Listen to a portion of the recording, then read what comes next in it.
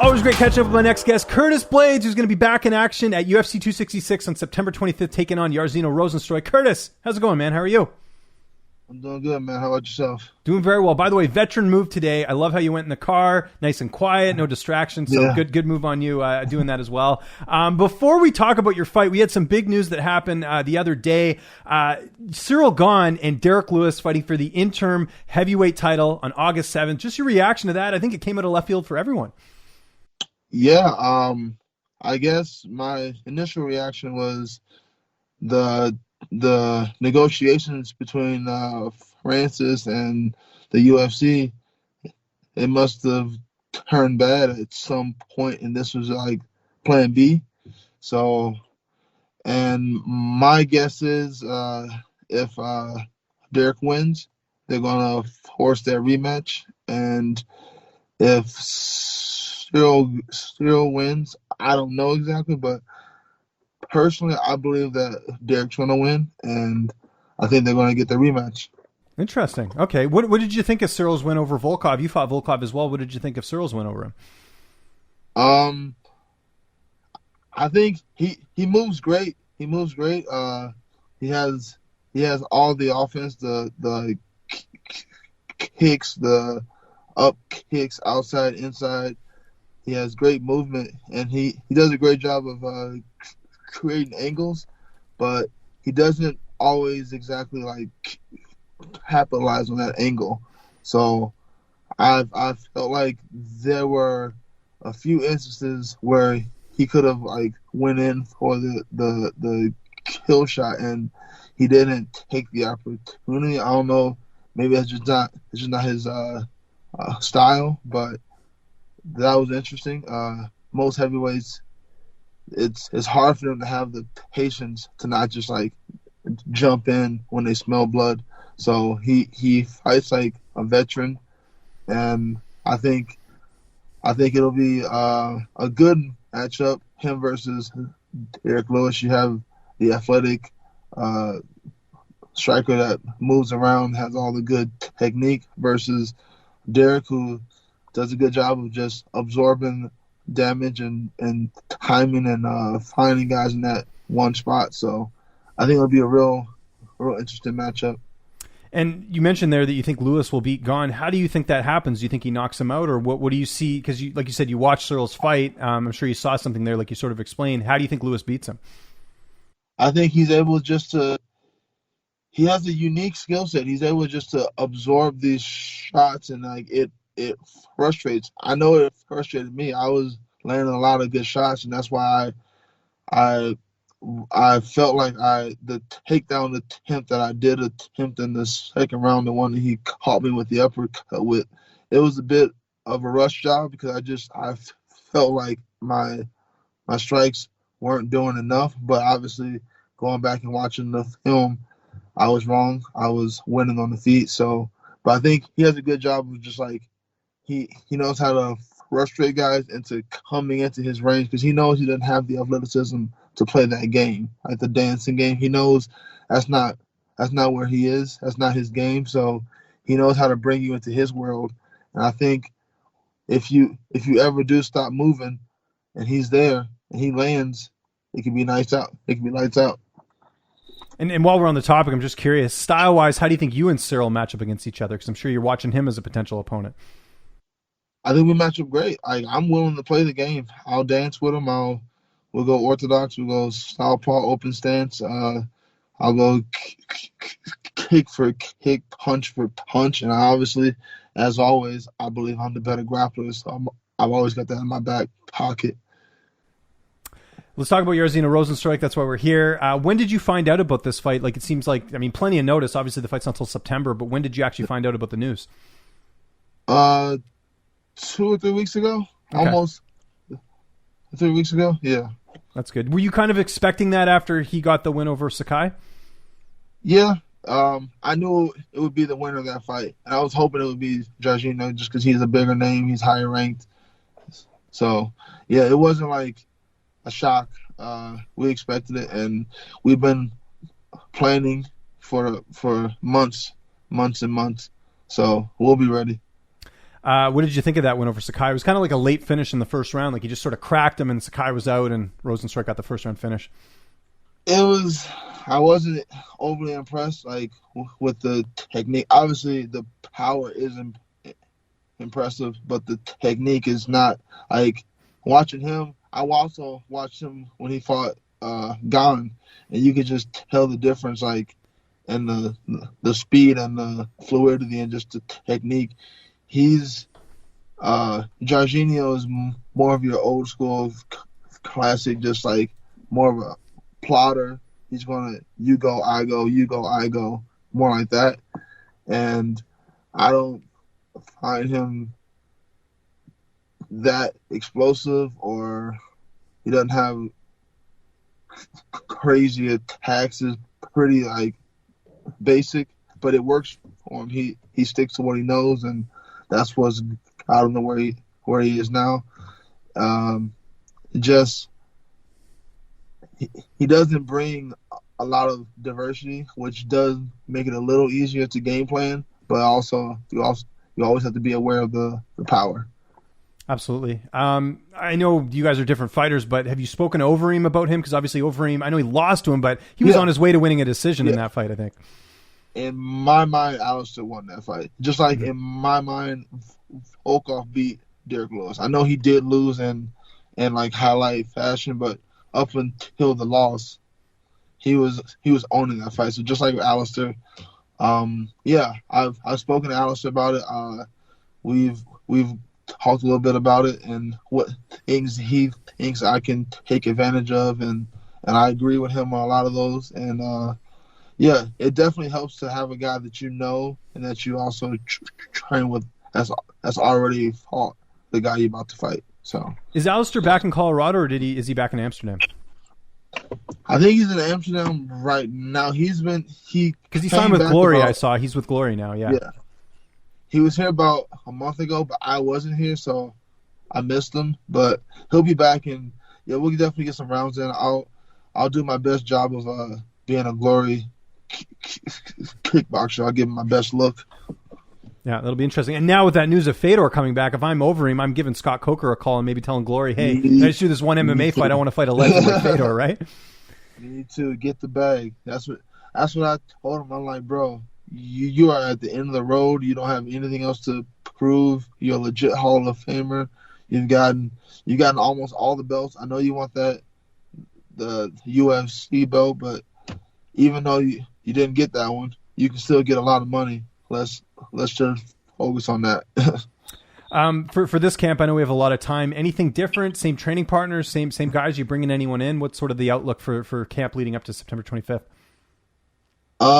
It's about the same. I mean, we've added a few more amateurs and pros on the regional level at the heavyweight and the light heavyweight weight classes. So it helps having the extra bodies and just being able to pick things. Like we have a guy who's a judoka. He's like a black belt in judo. He's a light heavyweight.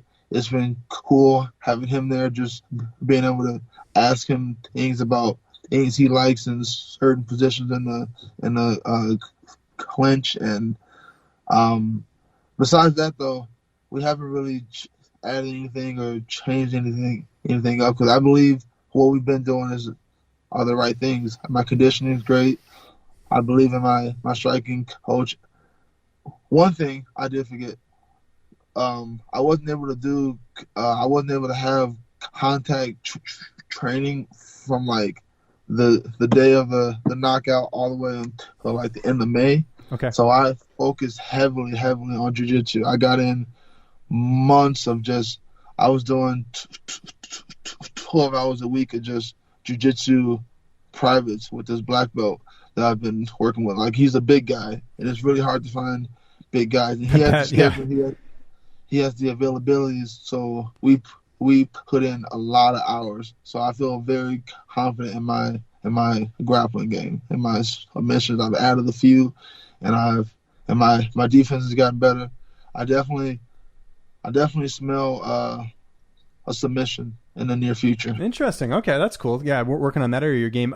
Two names I know that did train with you a little bit. I don't know if they're still there. I know you were training with Mo Usman a bit. Kamaru's brother who's in PFL. He's, I believe, part of your team now. Is he not? Did he move down there, or is he just doing his camps there? No. He rents out an Airbnb, so like he doesn't have a house here, but he's here for. He's almost like Alistair. He's here for extended periods. Right. So like he's here right now. Oh, cool. Okay. And then Nick Rorick as well. I know, but you've also trained with him in the past as well. I know Nick was down there as well too. Yeah. Yeah. We've been working together for years. No, I remember that. Even when you were in RFA, I remember him being down there and working with you as well. So that's kind of cool. And just last thing on kind of training partners, have you spoken to Dominic Reyes at all? I know we haven't heard much from him since that fight against Ciryl. Yeah. I mean, I've said this, I don't know how many times, because people are like, oh, Reyes, all this, the losing streak. I don't know if you were going to find a harder 3 fights in the UFC than John Jones, Jan Blachowicz, and Yuri Prohaska. Like, it doesn't get much tougher than that. So I kind of sympathize with Dom, where it's like he's fighting the best of the best, right? That was the murderer's row. Hats off to him. There's no shame. Yeah, he lost, but he gave it his all against Yuri. He didn't shy away. He didn't have a boring fight. Like, it was kill or be killed, basically, in that fight. Yeah. And, like, light heavyweight's almost like heavyweight. Like, it only takes one big punch. So, for him, like, the last fight, he just got caught. And how you pronounce that last guy's name? Yuri Prohaska? I think it's Prohaska.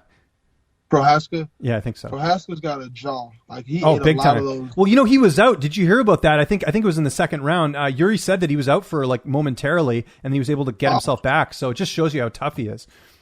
Yeah, I was shocked that he ate a few of Dom's like straight lefts, and I usually, because he was pressuring Dom the whole fight, which is also unusual, and he was eating a lot of those straight lefts, but he wasn't. It didn't deter him at all. So I think that was a little different for Dom to have to be constantly hunted down.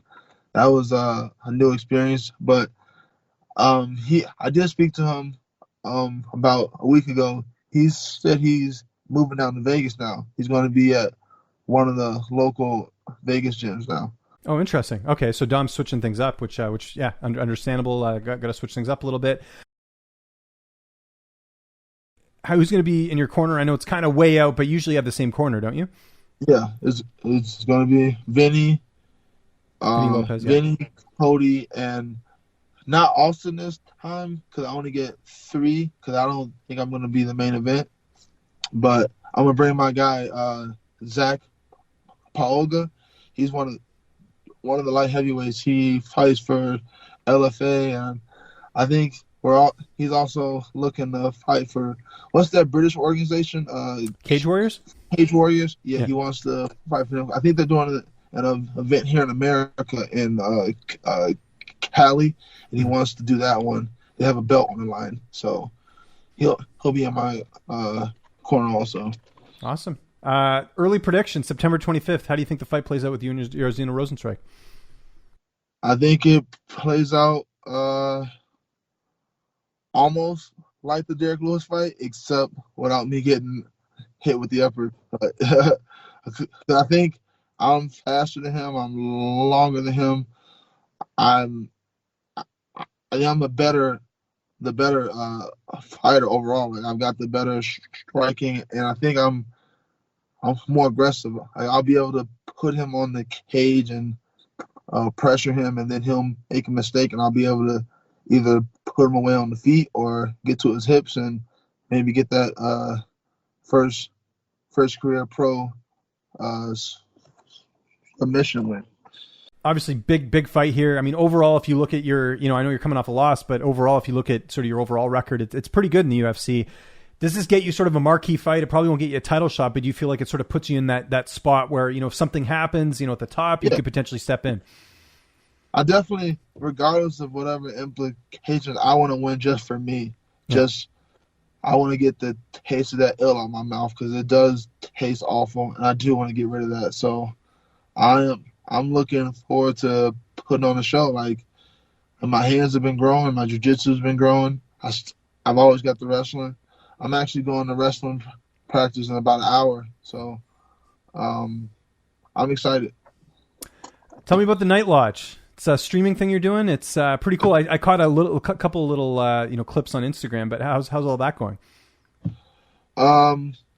It's been going good so far. We've been doing it for about a month now. It hasn't been every week, but it's been like every other week. I think we're on episode 4. We're going to do another one tonight. I don't want to reveal the guest yet. See, that's a veteran move, Curtis, because you know what a lot of people in my industry do is they say a guest is going to come on and then there's an issue and the guest doesn't come. So I make a point of never saying who the guest is until after it's been recorded, because you never know, right? Things can happen. Exactly. We were supposed to record on Monday, but my flight got canceled. I went to St. Louis for a memorial, and then it rained all day. We were supposed to come back, so I wasn't able to get back. We had to cancel that night. So yeah, things happen. But it's me and my buddy Ahmed. He lives in Toronto, and he used to run my website, so I've known him for about 5.5 years now, and he's a techno genius. He does all the hard stuff. I just get guests, or sometimes he gets guests also. He's got a lot of resources, but I basically just talk. I don't do any of the technical stuff. I just talk. And he play video games too, right? You guys play? Yeah, I play video games, and that was his idea. Because originally I was like, oh, let's just we'll just bring on people. We'll do what we're doing. We'll just talk.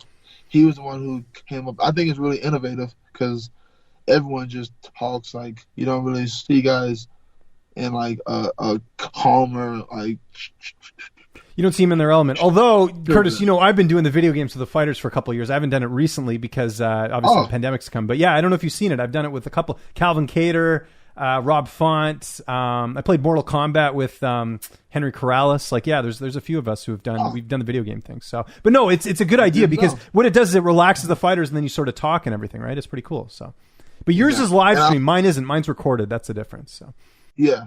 Well, yeah, we do it live. I think this one tonight is going to be IG live, but the early ones we would record it and then Ahmed would do all the editing, and then he would take 5-minute clips of it and post it up on YouTube.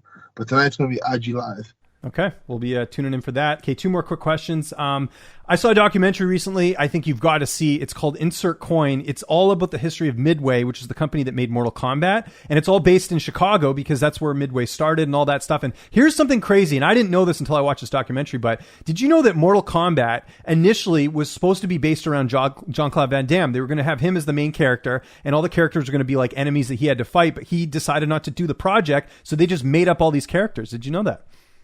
I did not know that. I bet he regrets that. Yeah, for sure. No, I know. It's to think of how big that, because they talked about how successful that game was and how the government got involved because it was too gruesome and they had to scale back a bit. So I think you dig it. It's called Insert Coin. I'll send you the trailer after this on your IG and send it your way, because I just watched it last week and it was amazing. Is it on Netflix? Is that what it is? I think you can purchase it. I think it's on one of those things. I think it's I can't remember where I watched it, but it's on one of those platforms. I'm sure you could find it on there. I don't think it's on Netflix, but it might be on Prime or one of those ones as well.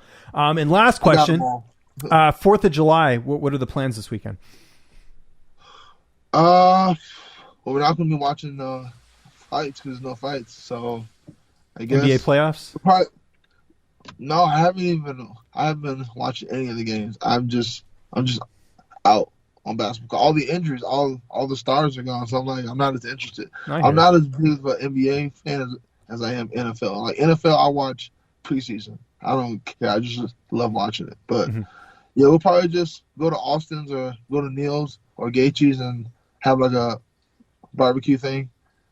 Nice. That sounds good. What's your favorite barbecue? Brisket. Okay. Nice. I like ribs. I'm a rib guy. And steak, obviously. Steak's got to be on. I like it all, but you said my favorite. I like brisket. Bro. Okay, no, fair enough. You answered the question properly. That's good. Can't wait for this fight. UFC 266, September 25th. We'll link up closer to fight time and see how camp went. But in the meantime, anyone you want to thank, any sponsors, any social media, I'll give you the last word. As always, I'd like to thank everyone at Team Elevation. It's been a dream being a part of that team. I like to thank my sponsor, Wolfpack Dispensaries, is a local dispensary here in the Denver area. I'd like to thank my management, Vayner Sports, once again finding me the matchup that I want, matchup that I need. And I'd like to thank my fiance. He's been a great help over these last couple months, like helping me just get back in the groove, because after a loss, you are a little detached from things, but she's helped me get my mind right. So, yeah, that's it. Make sure to subscribe to the LowKick MMA YouTube channel for all the latest news, event previews, and interviews with some of the biggest stars in MMA.